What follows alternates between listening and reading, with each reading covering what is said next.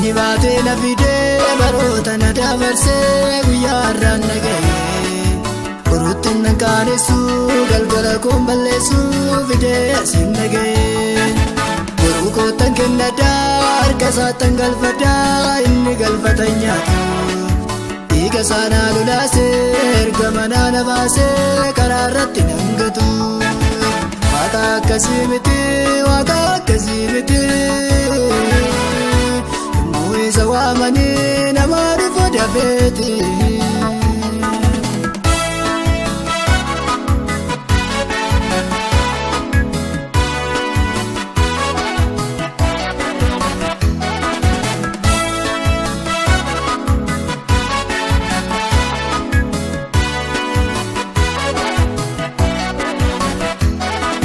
Gateettiitti na baatee komatti na hammatee baatee asiin na ga'e.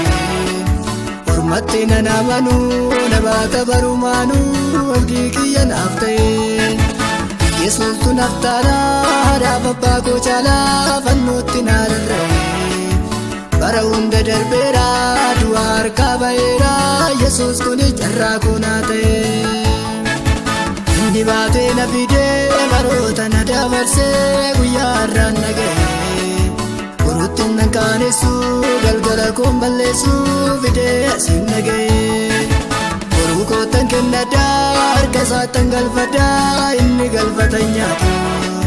Dhiiga saanaa lolaasee erga manaa na baasee karaa irratti nan gatu. Waaqa akkasii miti waaqa akkasii miti. Yommuu isa waamanii nama dhufu dafeeti.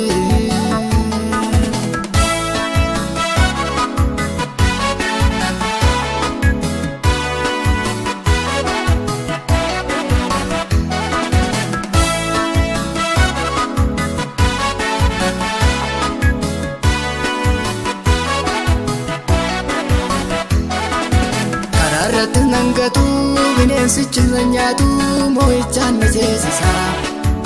Isa laalee dharra'u biyya abdii koo sanaa Yesuustu na geessisa. Jeen harkaa fudhadhaa ammaarra deetan nyaataa dharraa qofatti nafu.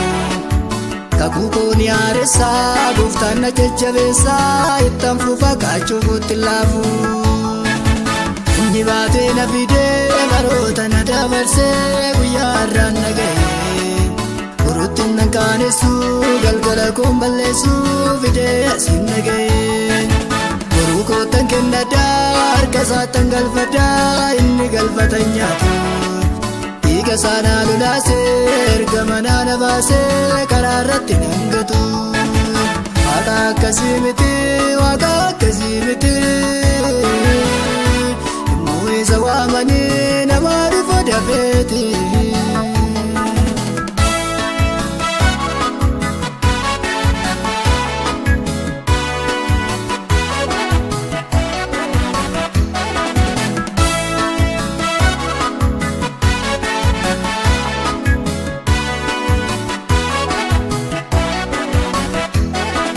Saanachi immoo ni caalaa kakuun koo kan fuulduraa gooftaa kootu na dhiibee. Kakuun koo naa guddataa ittuu baay'ataa diinammoo maaltu dhibee. Inni nani qabattee lubbuu kootti kennadhee nan qaanessu tasuma. Inni maaliif hiriiraa gooftaan na wajjin jiraa nan qaanessu Waaqayyo gonkumaa. Inni baatee na fidee baroota na dabarsee guyyaa har'aan na ga'e.